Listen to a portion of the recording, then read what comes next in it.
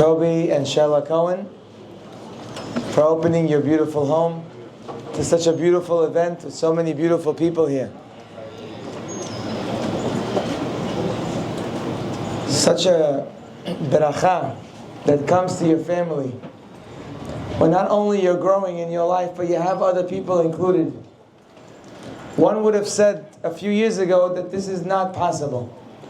I don't think 2 years ago we would have said that we could have gotten so many people here in one place making a siyum on an entire year or so or more of learning.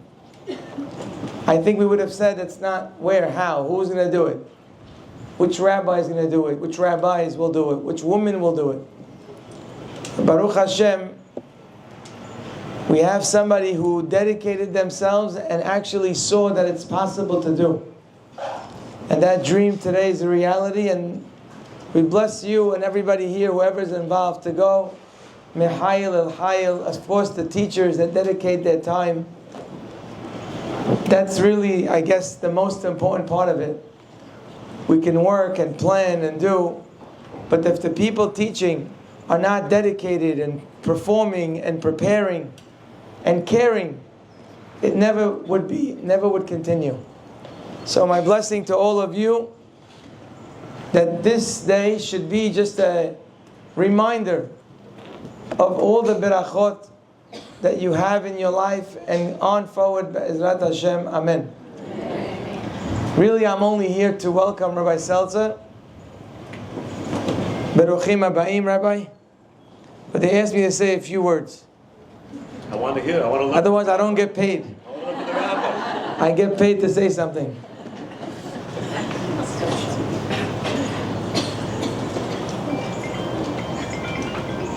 I want to share with you something that has very much to do with this day.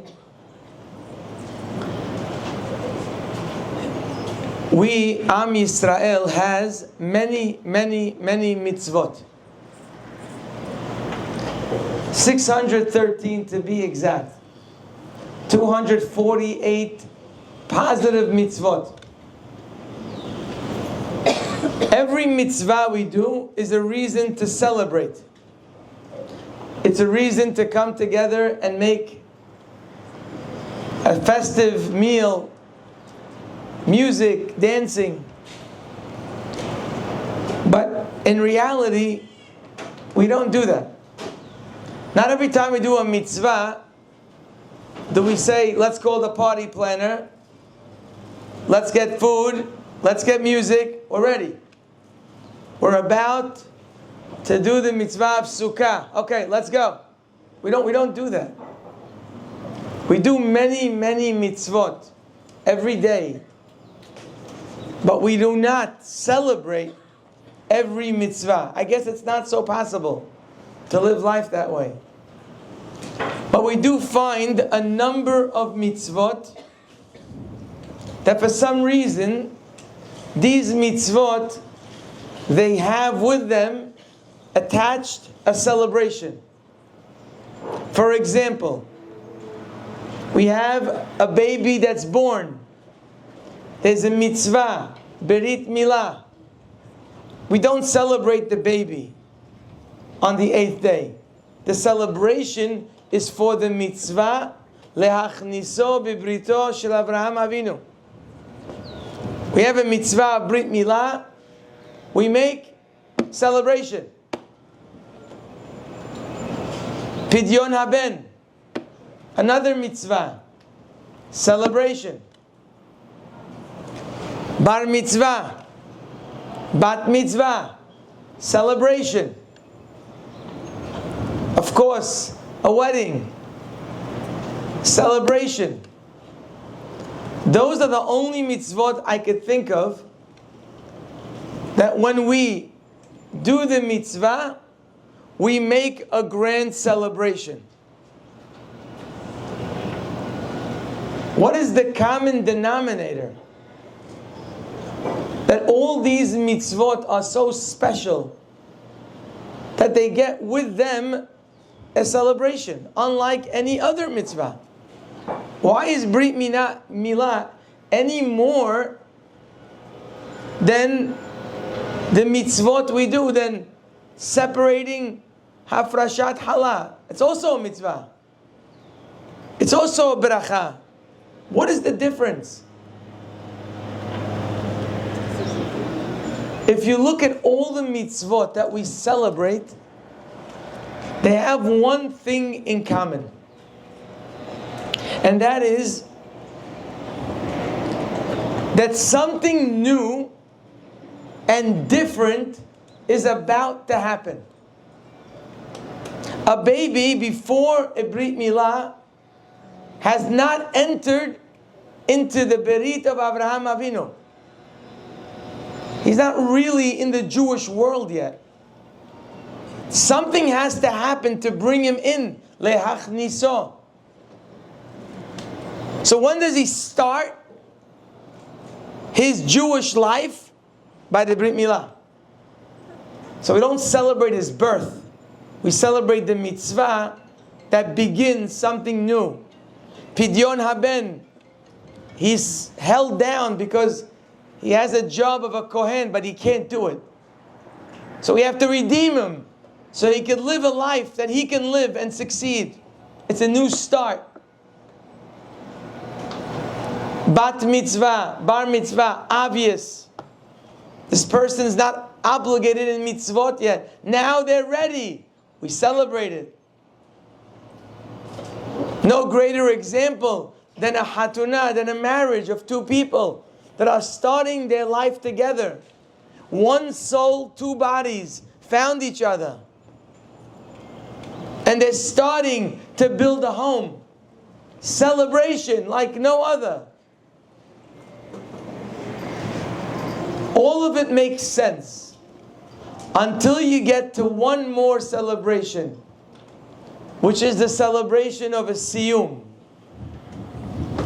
A siyum is something that is done not only by these ladies here, it's done all over the world so many times. Whenever we finish something, whether it's a Mishnah that we finish or a Gemara that we finish, whenever we finish something, we make a celebration. Simchat Torah, we finish something, we celebrate. Here it seems that we're doing something different than all the other celebrations. Here it seems that we're celebrating the past. What are we doing here today? We're celebrating an entire year of learning. We finished something. We completed something. We're full of something.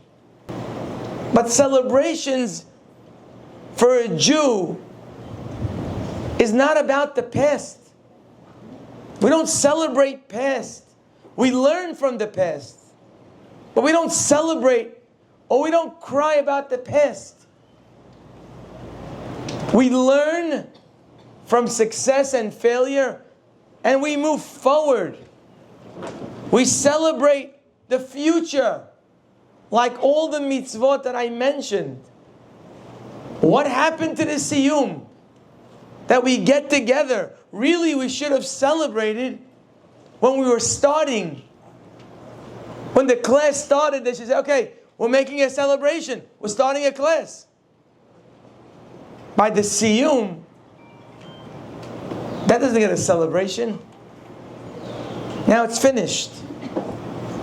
We don't celebrate the past. So why are we here? The words that are used when we finish a Masechet, when we finish a Gemara, there are some words that you probably heard once before, but they just read words that don't make any sense to you. You just read and read, but those words actually make sense. You just have to learn them. One of the words that we say, as if we're talking to the book, may sound a little strange, but we talk to the book and we say, Hadrach Alan. Hadrach, the word Hadrach could mean the word Hadar. Hadar means beauty. Peri Etz Hadar. Hadrach. Your beauty, Alan, is on us. What does that mean? Hadrach Alan. How can the beauty of a book, where is the beauty? And what does it mean it's on us?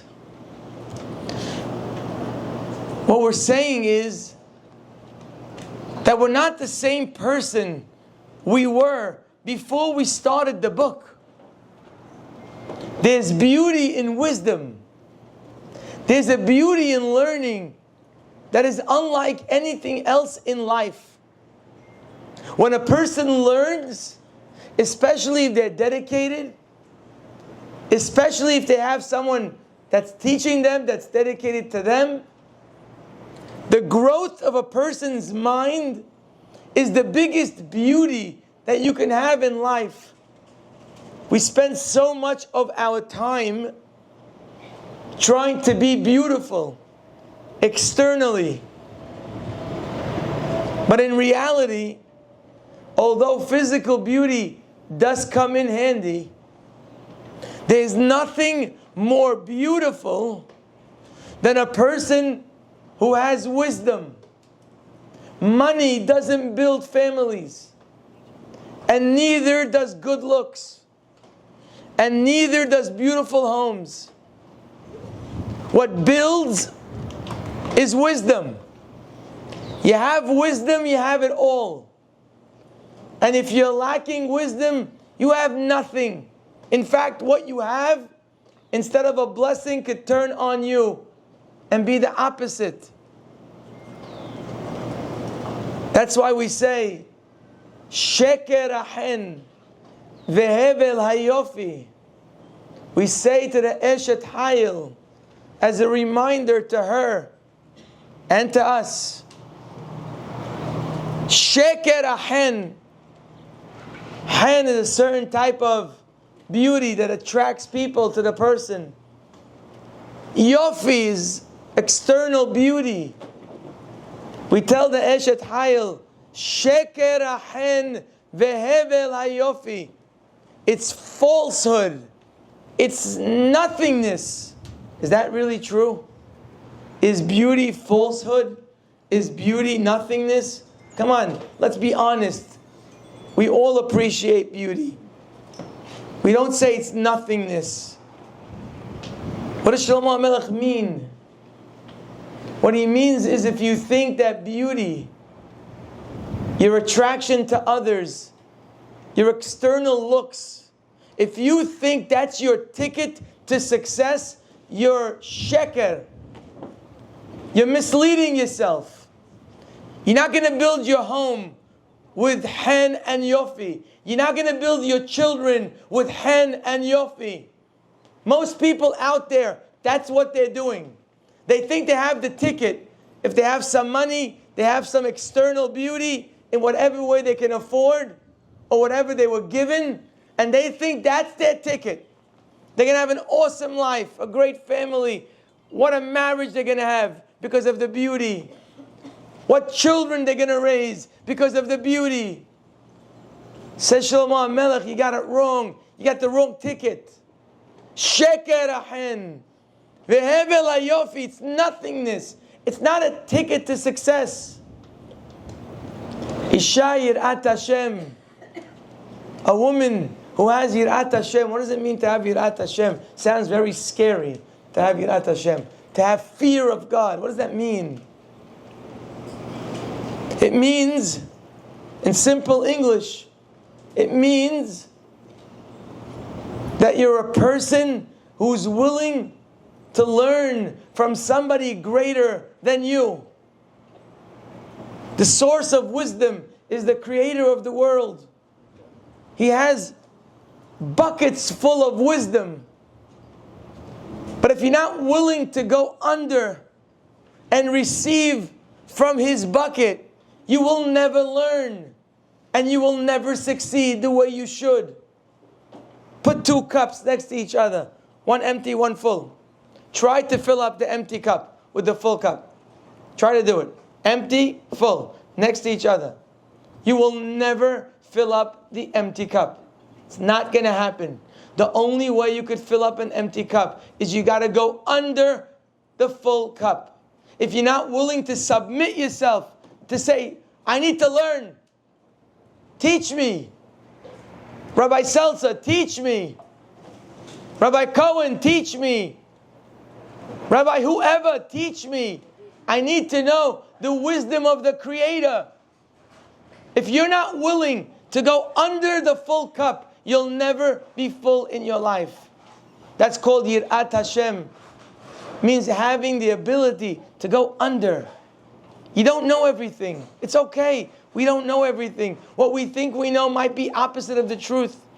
We may be completely misguided. It's okay to get up and say, you know what?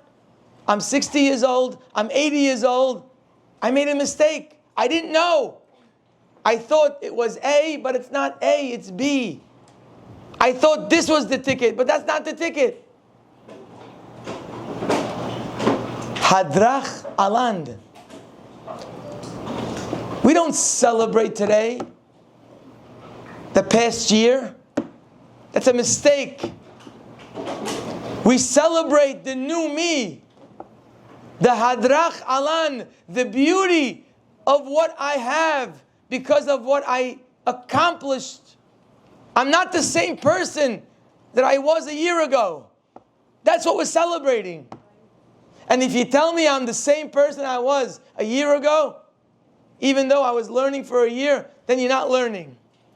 I don't know, you're doing something else. Maybe you're socializing. But you're not learning.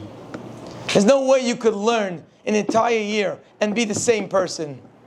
Your values change, your outlook change. So many things about you changes. You don't even realize sometimes what you change. Because it happens organically. It happens naturally. Today's celebration is not about the year that passed. Today's celebration is today is different. Going forward, I'm different. I think smarter. I understand better. I'm more patient. I'm more calm. I'm more aware. I'm a better leader than I was a year ago. That's what you ladies are celebrating today. You're celebrating Hadrach Alan, the beauty of so much wisdom that you've acquired that makes you today, going forward, a whole different, greater person in any area of your life. In all areas of life, wisdom is needed. For teenagers, for dating, for marriage, for a home, for raising children, when they're little, when they get older, for married children, there's a whole new chokhmah, as I'm sure some of you are aware. There's a chokhmah of a grandmother. All wisdom that's needed in life. Wisdom puts you ahead of the game. That you never fall in places. But if you just would have known better, you would have been able to succeed on a much higher level. Today, that's our celebration. Hadrach Alan. It's a privilege to be part of such an enormous group of young women.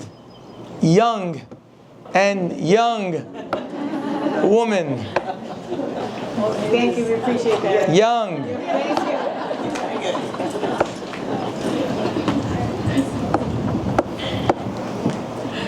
Because youth, what defines youth, is a person who's growing. That's what makes a person young. I'm growing. I'm learning. I'm becoming. That's what young people do. They grow. They start walking. They start talking. They start doing things they didn't know before. So long as you're growing and so long as you're learning, you are young. This is an unbelievable group of people that are continuing their life and on a much higher level. It's a great celebration for our community to see so many people come together. And I bless you, and I'm including myself in the blessing, that this coming year, that we also dedicate ourselves to learn, to continue to commit ourselves to our learning, to learn even better, to be more focused while we're learning. And Be'ezrat Hashem, all the berachot, the hadrach, alan, all the beauty of all the wisdom that you're bringing into your mind will make a strong and powerful effect in everything that you do in life. Be'ezrat Hashem, you should go mehayil el hayil, from strength to strength. Rabbi Selsa, the Jewish people owe you a tremendous amount of gratitude. I'm sure when you were writing your book, you didn't think that you'd be in Deal, New Jersey, speaking to all these young ladies. But that's what happens when you do good in life.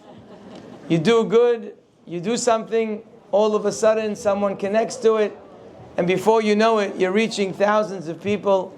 Hashem should bless you to continue your holy work. It's a pleasure to have you and host you here in the holy city of Deal. Don't laugh, it's become a holy city. There are more Rashi Yeshivot that come to Deal than any country in the world. Be'ezrat Hashem, our community is rising, we're growing. We are a community that everybody's looking to emulate, to grow just like us. Hashem should bless you all. Rabbi Seltzer, you're welcome here. Bechavod.